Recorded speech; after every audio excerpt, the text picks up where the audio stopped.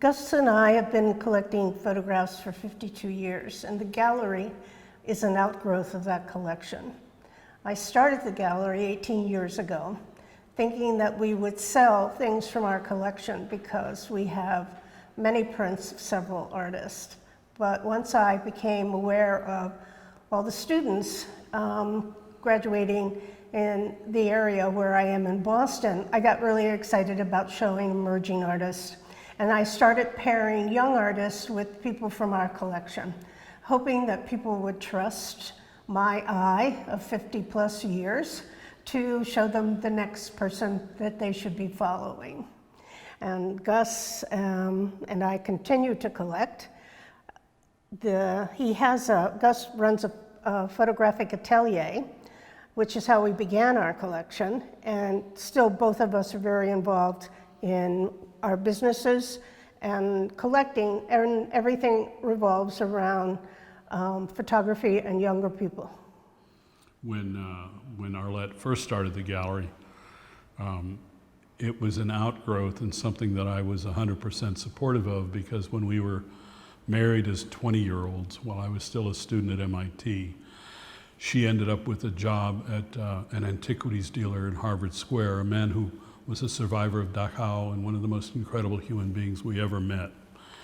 And that was sort of the happiest time of her life, I think. And then we had two young boys, and we spent still happy with the boys. And we spent 20 years raising them and making them first. So when she finished working, helping manage the care of some elderly MIT women who were incredibly powerful people, she said, "I can't keep doing this." I said, "Well, how about starting the gallery that you've always thought of?" And she said, "Well, where would I do that? Next to you?" I said, "No, you need to do it away from me, so it's your gallery." And they had just begun the SOA Arts District in the South End, and Arlette got one of the very first galleries there. And the idea was, we would subsidize our living by selling prints from the collection. And I think in the 18 years, we've maybe sold 30 or 40 and bought 300 or 400. Because Arlette's interest really evolved tremendously. And ultimately, Azita, one of the artists you have here, one of the Iranian artists, is why Arlette began showing more than just photography. I was asked to judge an award for the Museum of Fine Arts School. And that's when I discovered Azita's color pencil drawings of lingerie with aggression embedded within the lace. And I gave her the award, and I started thinking about the gallery's purpose is to raise awareness. And I thought what Azita was saying was not just about countries other than where I live, but including the objectification of women within the United States and young girls.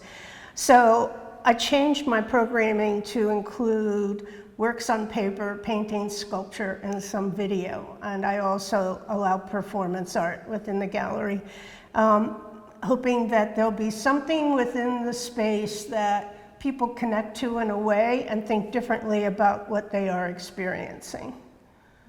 Last night we had some friends over for dinner, actually two friends and the girlfriend of one of these women who we'd not really met before. And this one was telling us when she was a student at Mass Art, she came to see a show at Arlette's gallery. And it was a show of prom photographs by sort of a semi-professional photographer who had really interesting insight and stuff. And then another photographer that Arlette had started showing, a transgendered photographer. Before she graduated from college. From Mass Art. And this young woman said, "That was one of the most amazing shows I've ever seen." And she said it was such a juxtaposition that it made me think about why you would put them together. And Arlette had never heard that before from her, and that show was 10, 12 years ago. So that's, when I hear that kind of stuff, when I hear people, when I'm introduced, they say, "Are you Arlette's husband?" Because when we first started this thing, I had founded the photography department at Mass Art, and I'd been to RISD and MIT and had this big presence in the community. And we enjoyed what the gallery brought us so much that we sold our home of 30 years in Concord and moved into the South End. Back when it was not particularly safe and there weren't very many restaurants, and we've watched it evolve tremendously. So this last 15 years of our life that has been so different and so interesting has everything to do with Arlette's, obsession and interest. It's a gift that I'm so grateful for. Well, I think that my obsession is telling people what they need to know. And I try to do that in a virtual way that engages them so I don't sound so dramatic when I'm helping them expand their vision. But the wonderful thing is, especially through COVID, talking with my artists, knowing what my artists were doing. The MFA bought work from Boston artists that were not in the collection to help support them. 3 of them were mine. And I just felt really connected to the city through art, and I do feel connected to the city through art. And we had to vacate our apartment because of flood, and we were living without our art. And it was then that I realized the things in our house make it our sanctuary.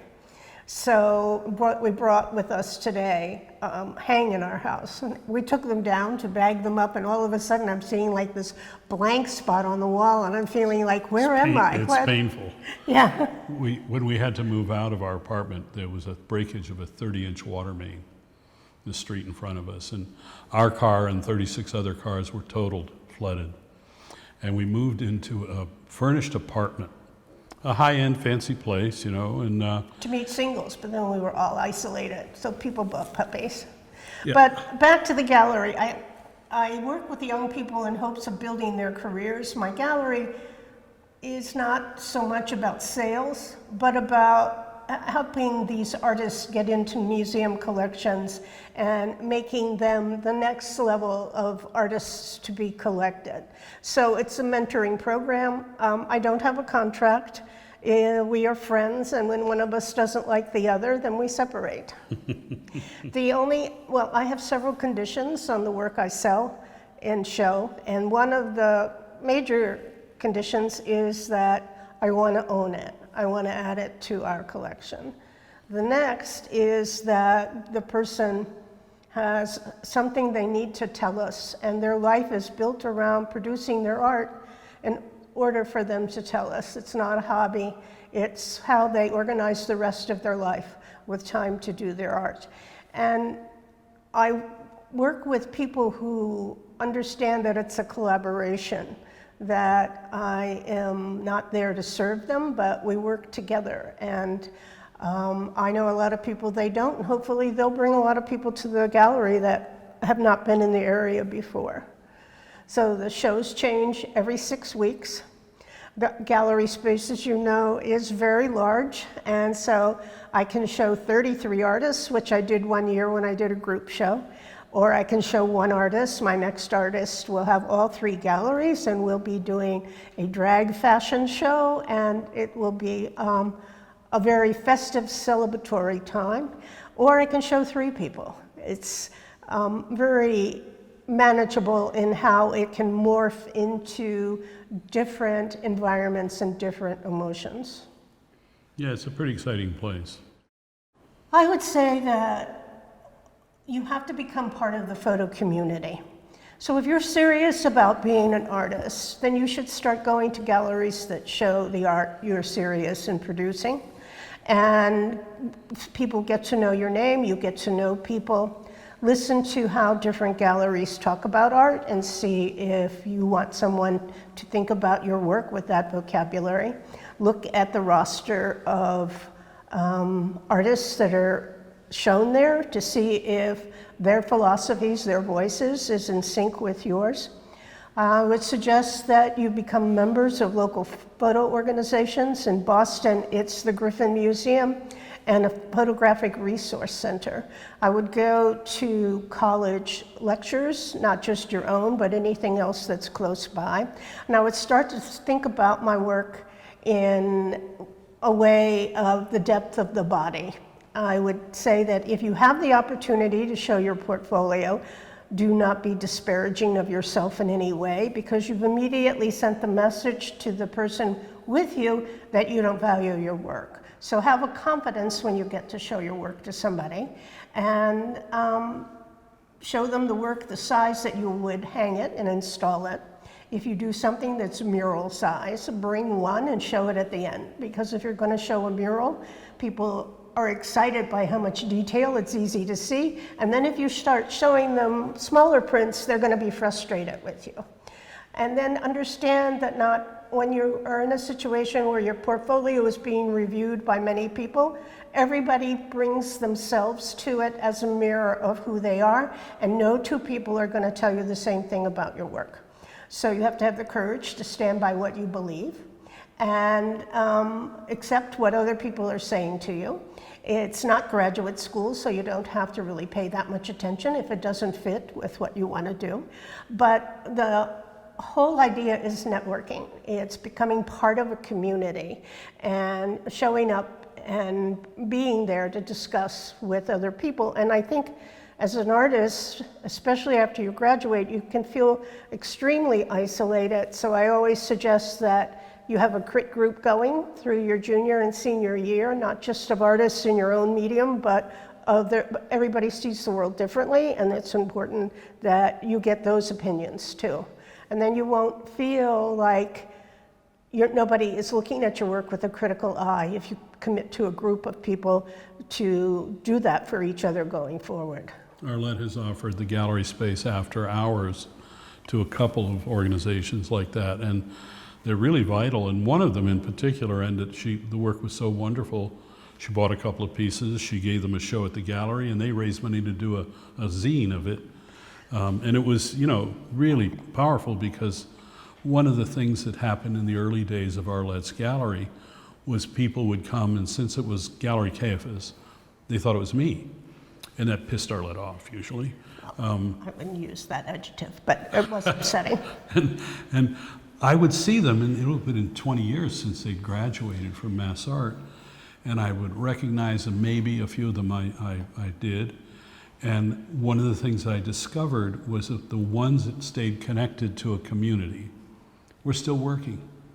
And the ones that kind of, needed the student, the classes and so on to do it, they were, advertising people or stopped making photographs or whatever. And so I think that, and Arlette and I both have a particular frustration about the kind of network that's built around paying a lot of money to have 20 different people talk about your pictures. And you have to pay, money for every, and it's kind of like a racket. It's like the camera clubs used to be 50 years ago. This is going on YouTube. I don't need people to think like that. So Arlette has I do the portfolio But Arlette has done reviews. these, and she doesn't charge for them, and she brings in curators from museums and invites the people to come, and so it's a little less weird. It's I can blow your horn. The interesting thing about having a crit group is that they're people you're used to being with in school. They become your friends. They're already supporting your work and committing to each other to continue to do that. Even if you don't have something new to show each month, you come in and talk about other people's work. The group that uses my gallery, through COVID, they had each other. And they could Zoom the whole time. And one is in Costa Rica and one is in California. And so that made a big difference in how they looked at their work. So I would say that anybody new starting out needs a support group when they start adjusting to the reality of the world after school and the balance that it requires. When I taught at Mass Art, one of the things that I said, the first photographers whose work I showed was Louis Hine, August Sander, Walker Evans, and Ache. All four of them didn't become famous or wealthy or anything else. They were obsessed with their subject matter, and they all worked with a camera that revealed details that even they didn't know until they saw the prints. And I remember talking with my students and encouraging them to do just that, because if you say Ache in a photo class, particularly at Mass Art or Yale or one of those places, everybody's full of these images of old Paris. If you say Ache, 5 years later, people say, bless you. You know, it's like no one gets it unless they stay connected and make it an active, lively interaction.